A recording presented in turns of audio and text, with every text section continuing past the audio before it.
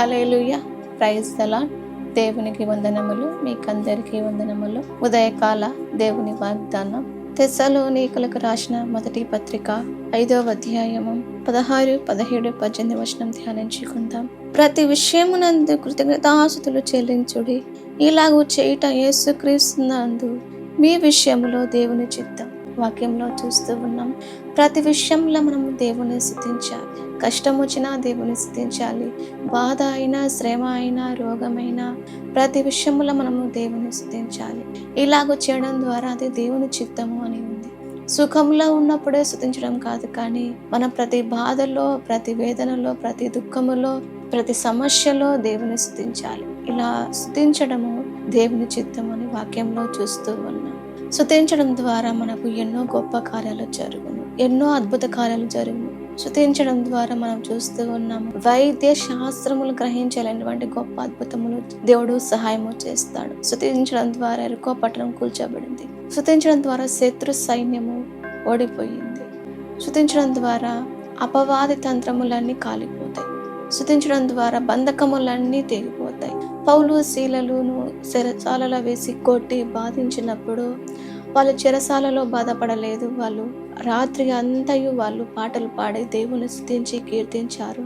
బంధకములన్నీ తెగిపడ్డాయి. అక్కడ అనేకులు రక్షణ పొందడం చూస్తూ ఉన్నాం.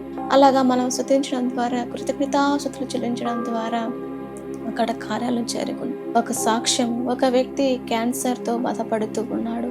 అతడు పాటలు పాడకూడదు అని, నోటి క్యాన్సర్ వచ్చిందని డాక్టర్లు చెప్పారు.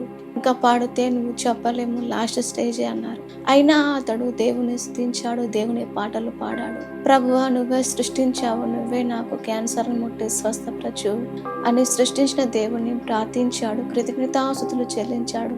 తిరిగి దేవునిని ప్రార్థించాడు. స్తుతించడం ద్వారా తిరిగి అతని క్యాన్సర్ రోగాన్ని ముట్టి స్వస్థపరిచాడు. అలాగా వైద్యులు చైతన్య మటుకు చేస్తారు, కానీ వైద్య శాస్త్రం ఉంచిన దేవుడు గొప్ప కార్యము చేస్తాడు.